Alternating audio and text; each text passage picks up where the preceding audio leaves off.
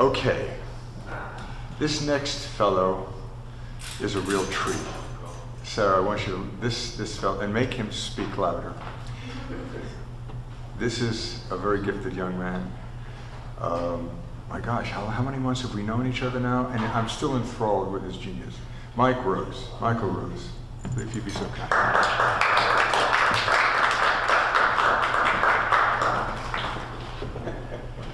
Bigger tech toys. Yeah, I know, right? Messing with paper. Hello all. Hello all. Better? Good? Huh? Yeah. You have a very nice reading voice, by the way. Oh, thank you. Okay. Romeo, Juliet. Oh, jeez. Okay, I came from work, so I'll start with a poem about work. It's called Breaks at Work. The cold gulags are calling like a sinister spirit in the hallway. A soft, out of tune, come on back, slips into the room and slithers around the door frame and then under the bed. Now it is time to return to work. This cafe will be abandoned, but it must be. The hallway calls desperately, like a mockingbird sings. A long screech sounds in the hollow doorways of men's interiors. Lightning cracks the simple circle sky where feet foaming roam freely back.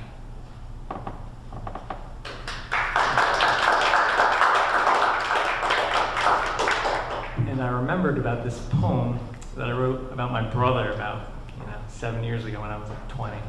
And I actually love this poem, and I was like, you know what? I'm gonna read this. So, it's called We Were Brothers.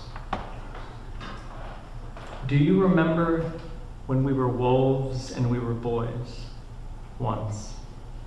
When we were young beside the moon, when we howled outward, howled upward into prison lights, beside the mountains, when we clowned around as ruffians and as children, lost in the red of Mars aside the night.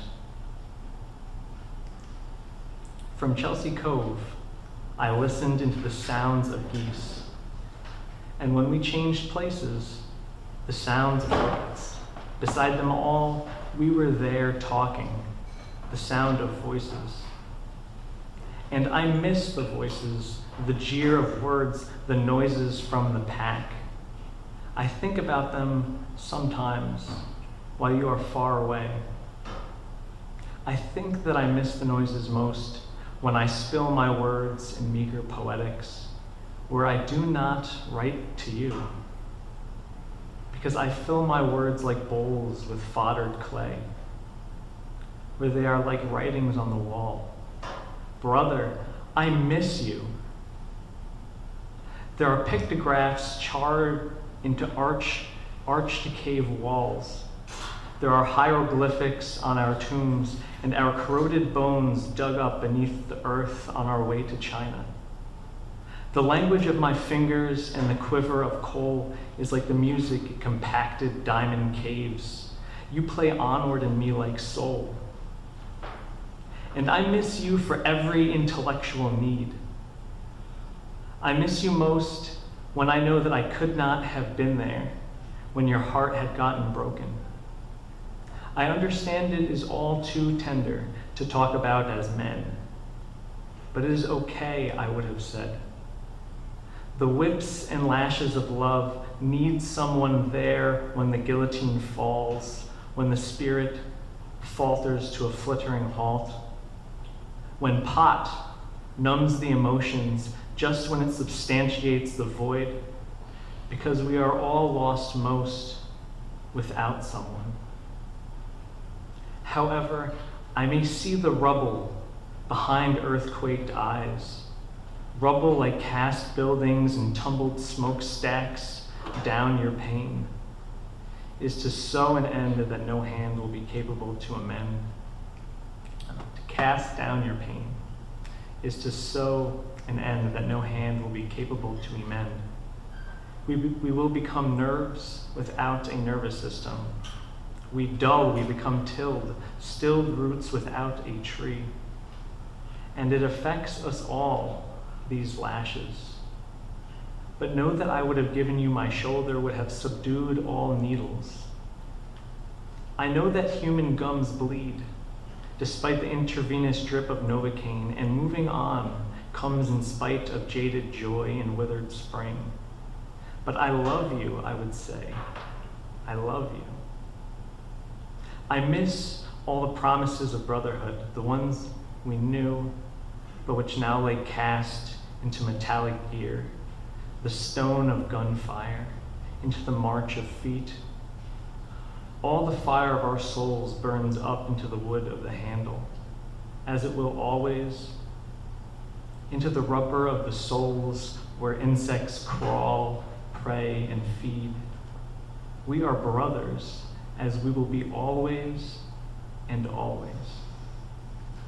However, I miss the disintegration of logs into soil, of my meekness into strength. I miss the ancient derisive virulence of nature and hierarchy, the memories of our conflict, of our youth, of our play and our quarrel.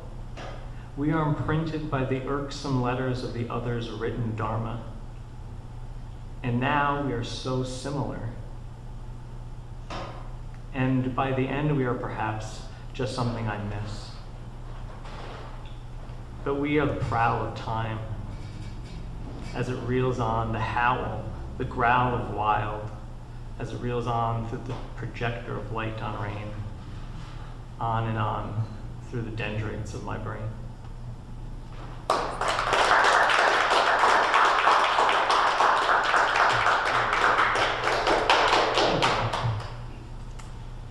Alrighty, I'll read some short poems.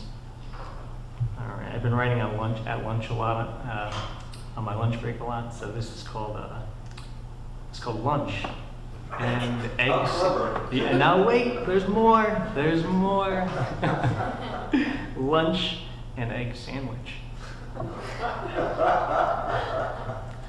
Beehive earth littered with moles. Elfin forest, sturdy like a board. Rain-covered swamp, filled with raw straw and sweet crayfish. Cranes go on standing like crooked Pisas in the lucid river.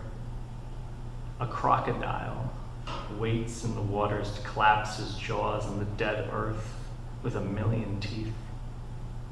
I am the crocodile. Lunch is good.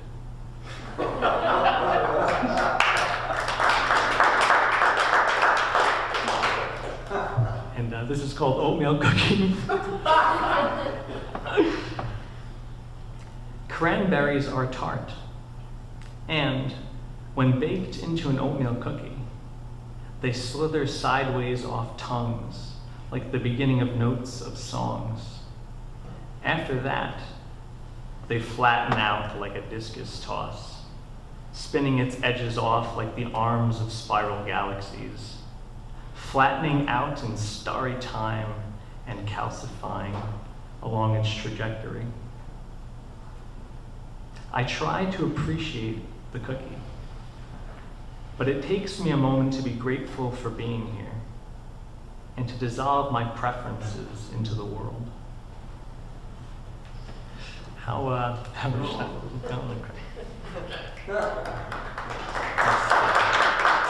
Sorry. What happens at dinner?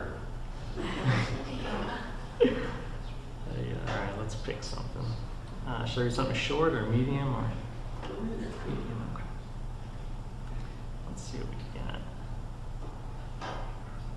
You know what? I read this the other day. I'm going to read this again. I read this like a week ago or so, or maybe a little longer. Okay.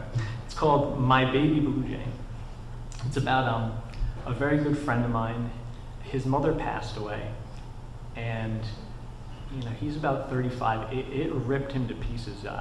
He still is very affected by it.